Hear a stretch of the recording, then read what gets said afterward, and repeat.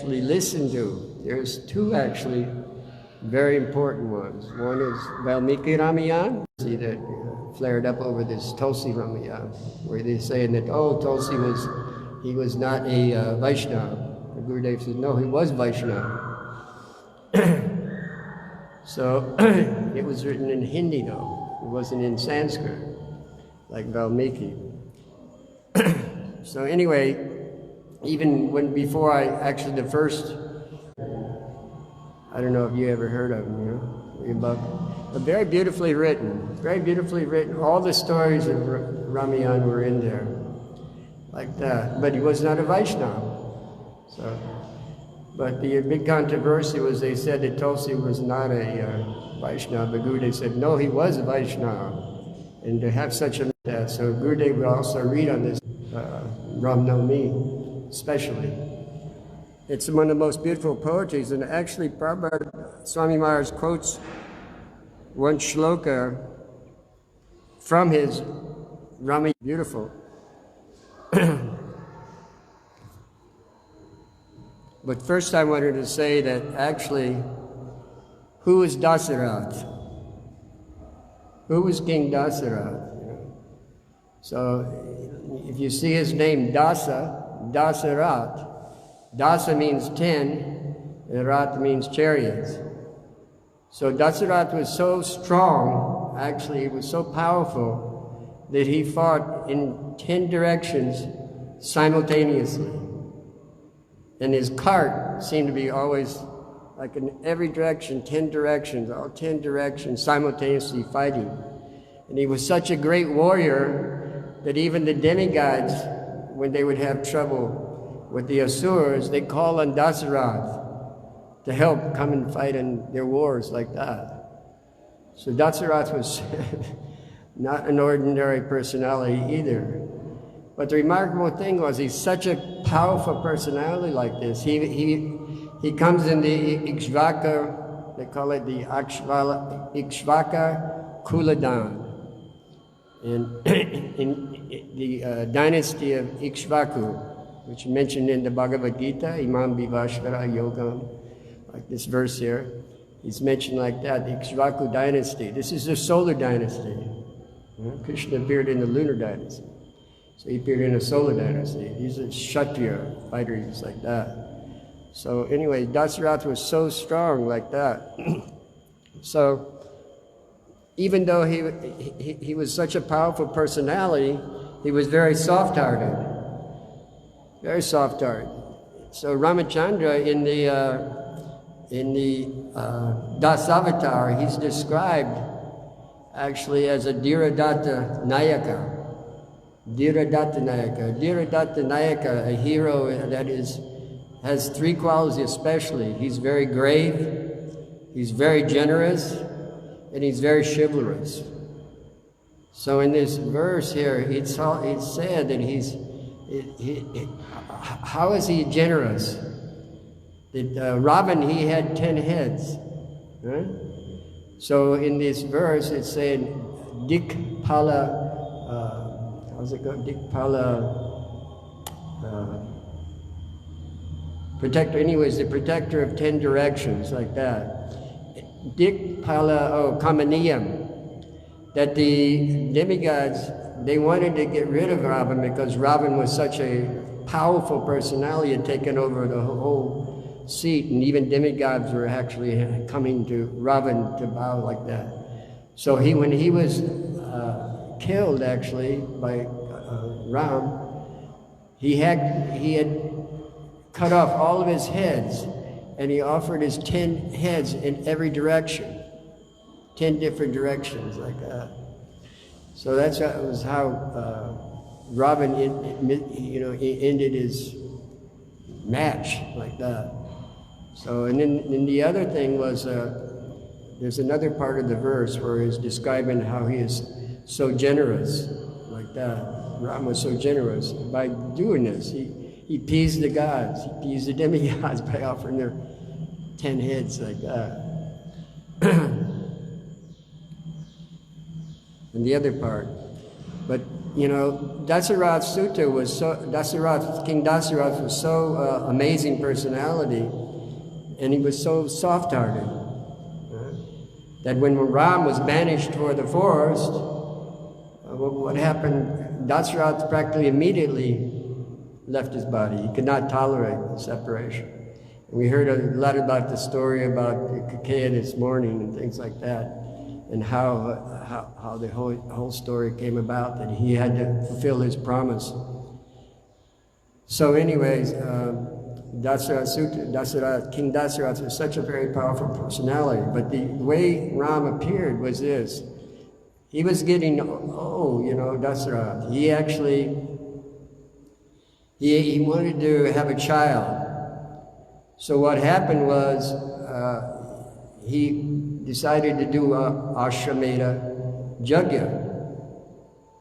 And in this Ashrameta Yajna, they take a horse, and the horse is supposed to be a special horse, a challenge horse. And the horse's hoofs actually are supposed to be a certain angle, 35 degrees, etc., like that, exact angle. The tail would be with a black thing on it, the ears would be a certain size, like that. And it'd be a perfect horse, like that. And so they'd release the thing, and then behind it, there would be a particular person like Kshatrugya or something following the horse to protect the horse, that the horse would finish all going around collecting taxes and like that. And there was a note on the horse saying, "This is the horse of Ram. And if you stop the horse, be prepared to do battle." Like that. So then that's what they did. They released the horse, but just before the Yajna was finished, the Ashrameta Yajna was finished, the minister, he remembered, oh, now I remember what happened, because what happened just previously, that there was a child born, but it was a daughter to Dasarath. That daughter was Shanti. You heard that? Yeah, he had a daughter, and the daughter was, they named it Shanti, and it means peace. But Dasarath had no peace because he didn't have a son. So anyway, so when they were doing this yajna, they remembered this, that this minister came and he told Dasarath, he said, "Oh, you, actually, do you remember there was one of the Kumaras, Sanat Kumara, came to you and told you, actually, to have a son, you have to do the Putreti Yajna, not the Ashrameta." So he said, oh. So they would switch over to the Putreti Yajna to perform that. And they said, well, to perform the Putreti Yajna, you had to have one particular type of priest personality. And that priest had never seen a woman before, not even his mother. Never saw a woman before. That is the type of priest that you have to perform the yajna for in order to have a son, like that. So they would say, well, where we can find a certain personality like that? And then they knew, well, there's one person called Rishi Shringa. Rishi Shringa. He wasn't born from ordinary means like that, a mother. He had no mother like that. And he had horns on his head like a deer, born like that. But he knew perfect mantras, etc., like that. So to make the long story short, is that they attracted this Rishi Shringa to perform the yajna like that. And then they were actually, Dasarath was able to have Ram as a son. And the four other ones, Lakshman, Bharat, Kshatrugya, like that. Did Rishi Shringa do the sacrifice, and then sweet rice was produced? Yeah. And you can explain how he gave that? And then it was distributed to each one like that. Yeah. Dasarath gave half to Kaushalya, half to Kaikeyi, and then both of them gave their halves to Sumitra. That's why she had Lakshman and Sadruna, Right. but they had Rama and Bharata. Yeah. You can finish the story if you want to finish that. You can tell more than detail the story if you'd like to. No, it's all the same thing. Yeah, the same thing. Well, that's actually how they got the benediction to have Ram. So it was not an easy thing that Dasarath had Ram, even though he's such a powerful warrior too. But very, very generous too, because then when they said when you have this personality, son, then you have to open your treasury up also and give so much benediction to everybody, all the Brahmins, like that. So anyway, that was a very important thing. In the Srimad Bhagavatam, our Praman, our actual Praman, it tells the story of how when Ram finally came to the ocean, and he stayed at the ocean for 3 days, the ocean at first didn't want to come. And then finally, Ram became very angry, and then the ocean did come. And then the ocean was talking about how I realized that you are the Supreme Personality of Godhead. So, we were talking about the different types of,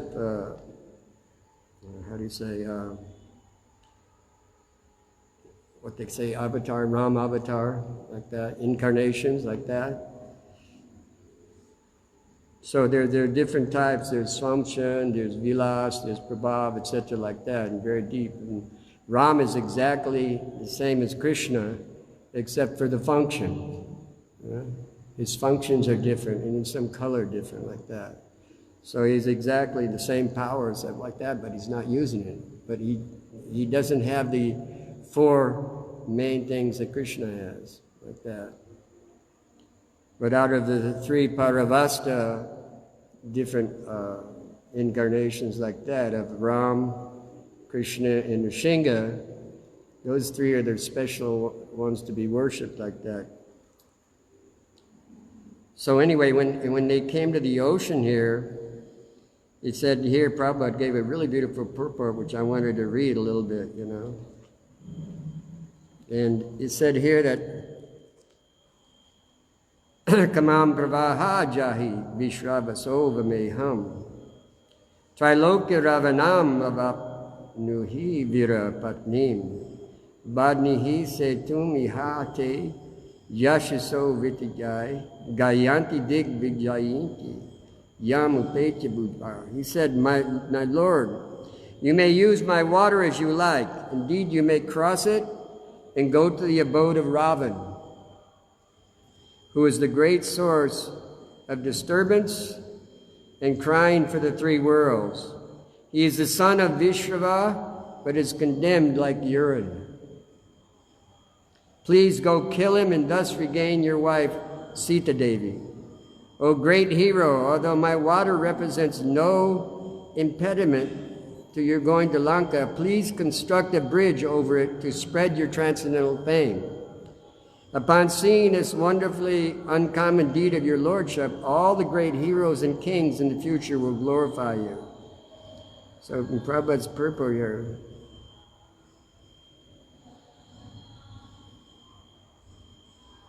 he mentions several things that are really nice. He says, it is said that a sun and urine emanate from the same source, the genitals. When a son is a devotee or a great learned person, the seminal discharge for begetting a son is successful. But if the son is unqualified and brings no glory to his family, he is no better than urine. Here, Ravan is compared to urine because he was a cause of disturbance to the 3 worlds. Thus, the ocean personified wanted him killed by Lord Ramachandra. One feature of the Supreme Person of Godhead, Lord Ramachandra, is omnipotence, Aishwarya. The Lord can act without regard to material impediments or inconveniences. But to prove that he is the Supreme Person of Godhead and was not merely advertised as Godhead or elected by popular vote, he constructed a wonderful bridge over the ocean. So now he constructed the bridge, but who was actually the leader of the construction of the bridge? We find out that Hanuman, his most dear servant, was the lead architect in this whole bridge.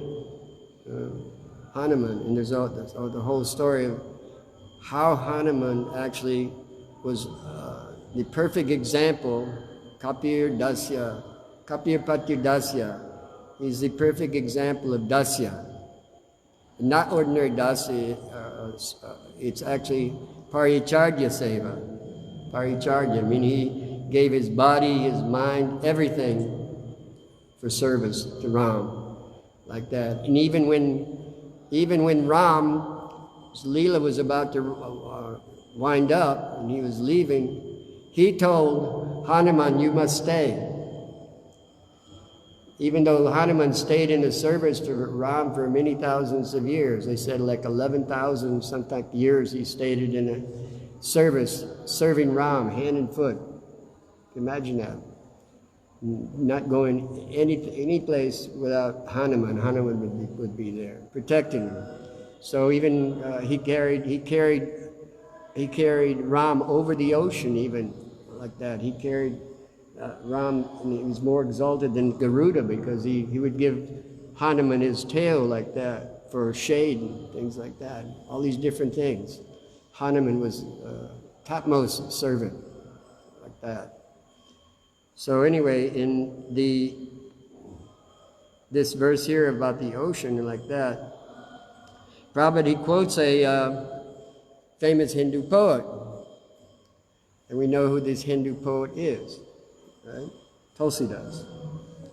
So he says, Dukkha se shaba hari baje, sukha se baji koi. Sukha se agar hari baje, dukkha katan se hoy. You hear that? You ever hear that? Umadidi? In Ramayan? In the Valmiki Ramayan? Dukkha se shaba hari baje, sukha se baji koi.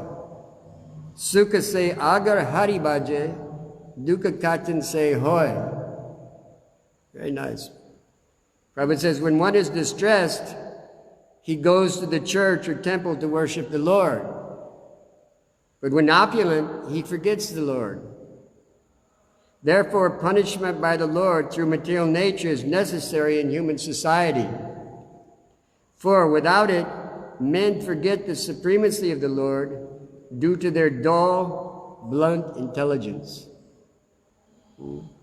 He quotes this as an example here, where the ocean, he said the word in the verse that Jadadiya refers to intelligence like that of an animal.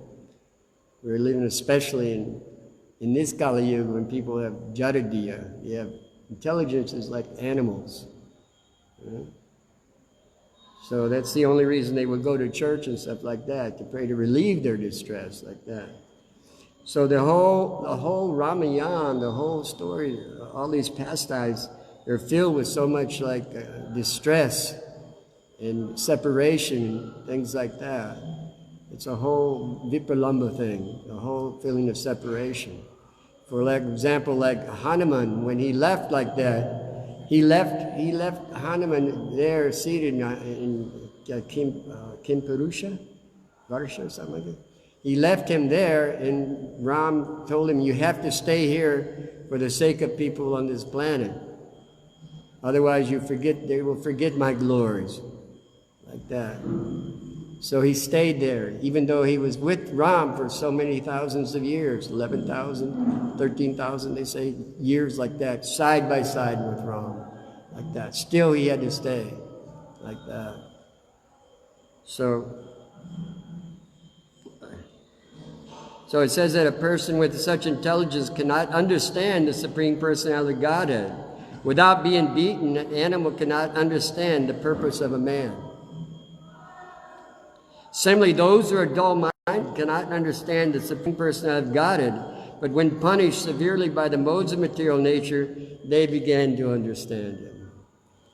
So the whole thing is one purport where Prabhupada says that one of the reasons that Ramachandra it shows so much distress and things like that. He says it's pointing out the attachment for ladies is part of the distress. Ram had to go through so much distress because of Sita. You know, Sita being on the island stolen, she had to, he had to go through so much trouble like that.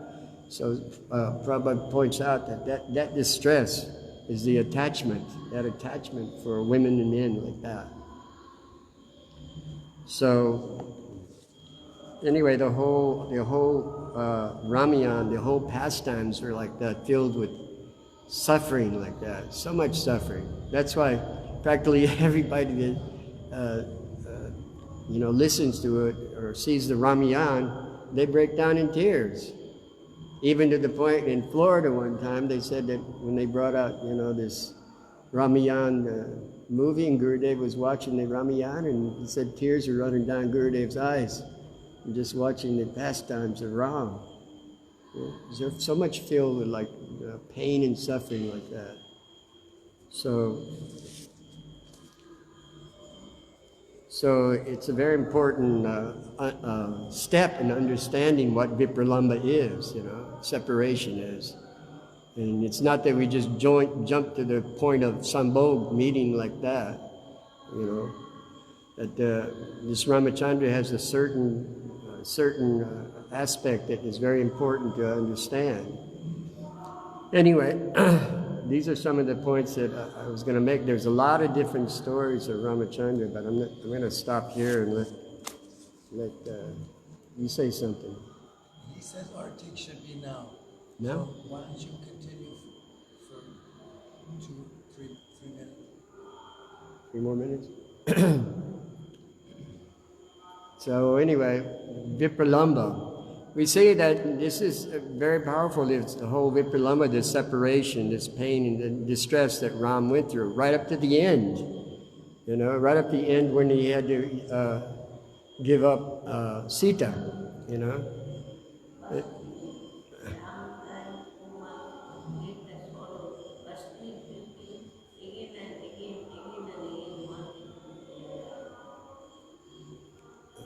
I couldn't hear you. Yeah, so much sorrow. There was a quote once that Srila Srinivas, the saddest songs are something like the sweetest songs or something like that. The saddest songs are the sweetest songs, like that. So there's so much sweetness in this separation like that.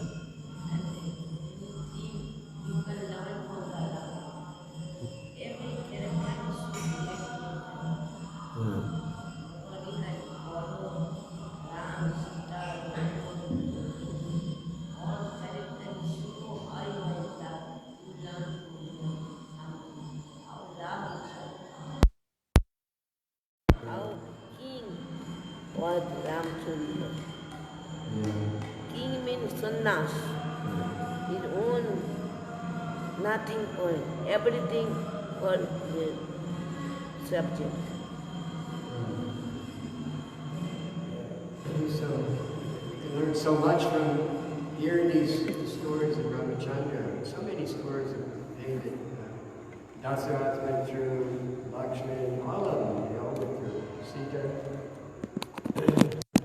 But in also the Brihad Bhagavatamrita, it points out that Hanuman, he is even more glorious than Prahlad Maharaj. Hanuman, Dasya, is very, very example of a Prema Bhakti. Prema Bhakti.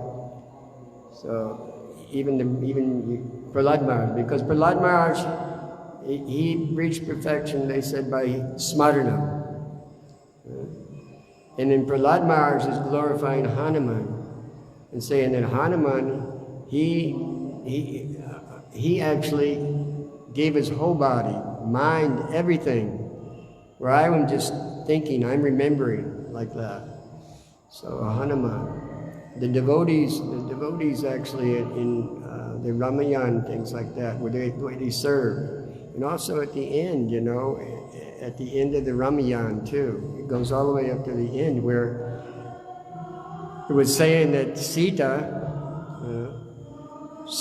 was tested again. You know, she was tested again. They said, what was it? There was a spies. They were sent out, and they found some couple that were quarreling. And one of the persons that told him, it said, this Ramachandra, you know, he's so attached to his wife like that, Sita like that, you know, he won't let her go. But look, she was with another man for so long, you know, like that. So how is it possible, you know? How can you call him like a Maryada, a great king like that? So when Ramachandra heard that, he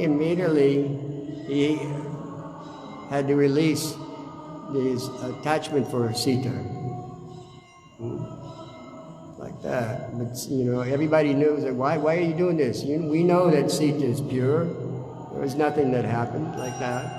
So anyway, then Ram said, but because of the sake of the people and the citizens like that, I have to do my duty, I have to follow. You know? So in that sense, and it was such a touching incident that, you know, that time is when the earth opened up and Mother Sita came out and took Sita and took her down to the earth again, back to the earth, like that.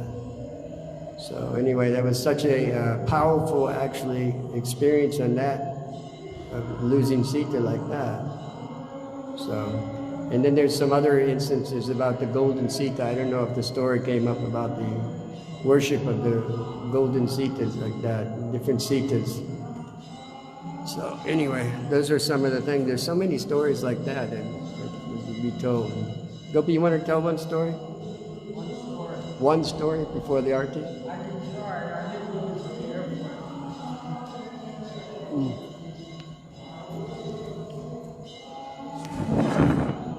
Jnana Shilakaya Chakshurunalitam Tasmai Shri Gurave Namah. So this is a appearance of Lord Ram.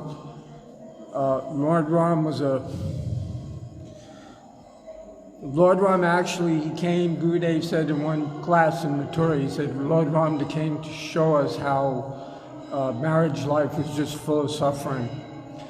But actually, Lord Ram, he was a very special person. Anyone who lived in his kingdom was totally happy, you know, because he was such a qualified king who did everything for the people. When he got married, he gave a benediction that everyone got like all kinds of gifts, you know. They didn't have to pay taxes, they didn't have to, he gave donations to everyone. And so he actually followed the rules of the king. The king has a special nature which he has to, you know, satisfy the kingdom. This is what the king does. So when the people were criticizing, I'll tell that story, why they were criticizing Ram. So one time in one village, one lady, she went to visit her family, and it was across the river and very far away. So she went there, and she was coming back at night, but there was a big storm, and she had to cross the river, and it was raining so hard. She couldn't cross the river, and the boatman said, we can't cross the river, it's raining too hard, and this and that.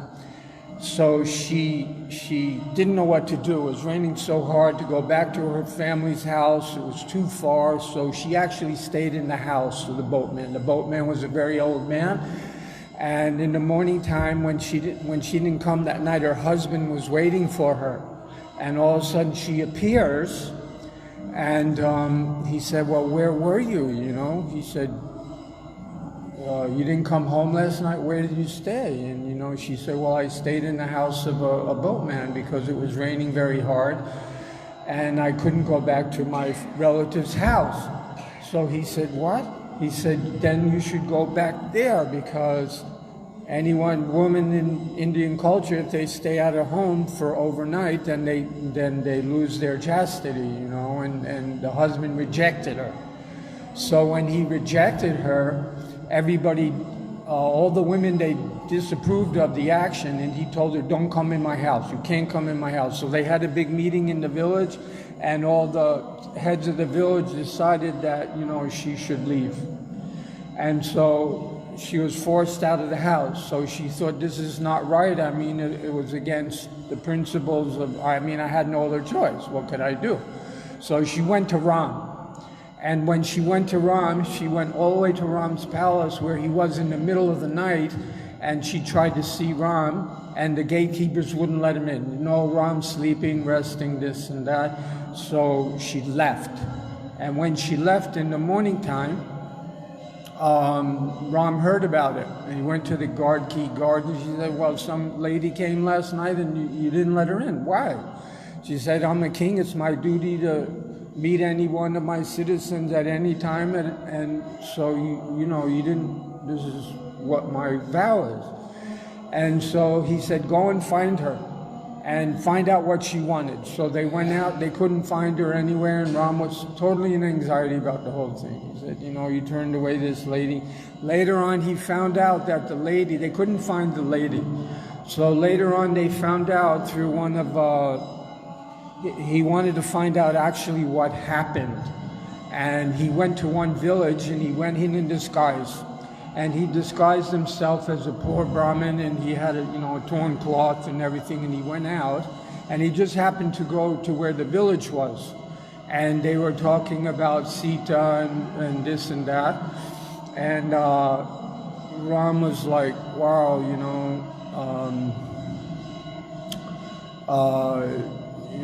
because of that, I've lost my, validity as a king, and he was very upset. So the lady was never found, and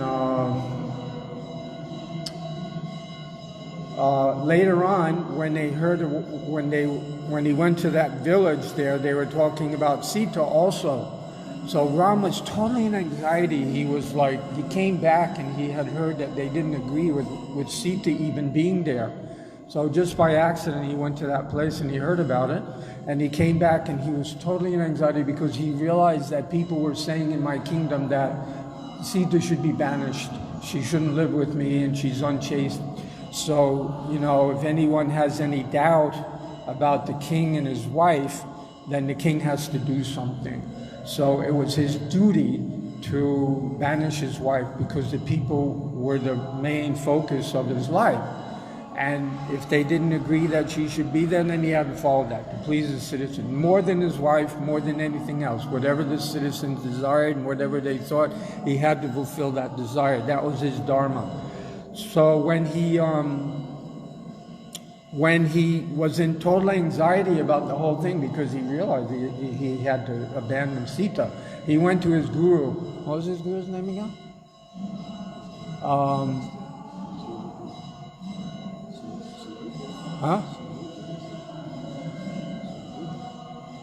Sumit, what? Vasista. So he went to Vasista, and he said, I'm in anxiety. He said, why? He said, he just said, well, I'm in anxiety. And then he didn't go any further and tell about Sita and the people and this. He said, if you're in anxiety about something, then the best thing to do is to just give it up. So when his guru told him that, he realized that he had to give up Sita, and he went back and he was totally disturbed, And Sita kept seeing him, and he was crying and everything like this, and Sita was like, wow, what's wrong with Ram? He's depressed, this, that, and the next thing. And so she went to Ram and she said, Ram, what's wrong? Why are you in so much anxiety and tension? And then finally she found out. She sent her maidservant to find out why. And she sent him to the village. And anyway, she went to the village and she found out why Ram was in anxiety, because people were criticizing her and said she should leave. So her whole idea was that I'm the wife of Ram and he's the king. If I'm causing any, his personal character, if I'm an impediment to his personal character as a king, then I should leave. And therefore she decided herself that she would leave. Although Ram wouldn't do it. He didn't want to do it, he didn't know what to do, but how to deal with the public and how to deal with my position as king. So she finally decided. She went to him, she said, why didn't you tell me? We're husband and wife and you don't love me? She said, why couldn't you tell me? What was the problem, you know? And anyway, so she decided she would leave. And she said, okay. She said, I don't want to be an impediment to your ruling the kingdom. We made a marriage vow, but if I'm an impediment to it, then I should go. And then she told Ram just broke out in tears, you know. He said, oh, how can, you can't leave me, you can't leave me. She said, no. She said, this is my duty as a wife, to, you know, be a perfect example for the king, this and that. So she decided to leave. And she went and she got her dress that she had when she went on the banishment. She had a saffron dress. They all dressed in saffron. And she put her saffron dress on again, and she came to Ram, and Ram looked at her. She said, Sita, what's happening, you know? And she said, I'm leaving. And Ram said, no, you can't leave, you can't leave. At that time, Lakshman came, and she just like, okay, I'm leaving. She offered obeisances to Ram, and she left. At that time, she was pregnant. And she left, and she went, and Lakshman saw she was leaving. He said, what's happening with Sita? Why is she dressed like this? And then Ram told him the story, and he said, okay, but Sita's leaving. She said, I'll bring her to the forest, but if I can't bring her back, I'm never coming back again. Because he thought it was wrong, that he shouldn't do that. Anyway, he drove the chariot, he brought her to the forest. She was pregnant, and then he dropped her off, and he said, Sita, you can't do this, you have to come back. So she disagreed. She said, you know, you disobeyed me once. If you disobey me again, then who knows what's going to happen. So he drew a line on the ground and said, don't follow me, I'm going now. She went into the forest. And when she went into the forest, Lakshman got so depressed. He thought, oh, if I can't bring Sita back, I'm never coming back to Yodha. He made that vow to Ram. So he went into the forest, and he was about to commit suicide.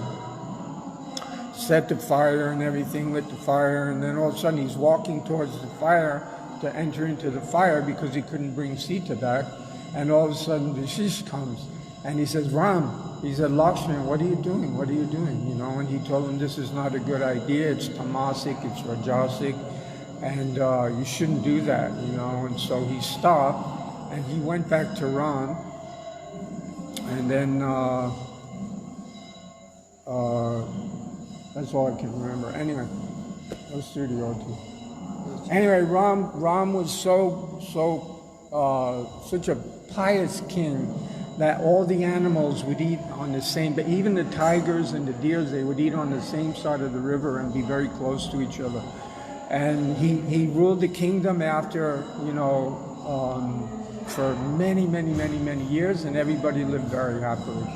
So although his life was full of tension and anxiety like that, the people were happy because he was a good king and he gave everything what he had for their personal welfare and benefit. But his life was a total disaster, you know. And Gurudev said this is what Ram came for, to show us that household life or married life is just full of anxiety.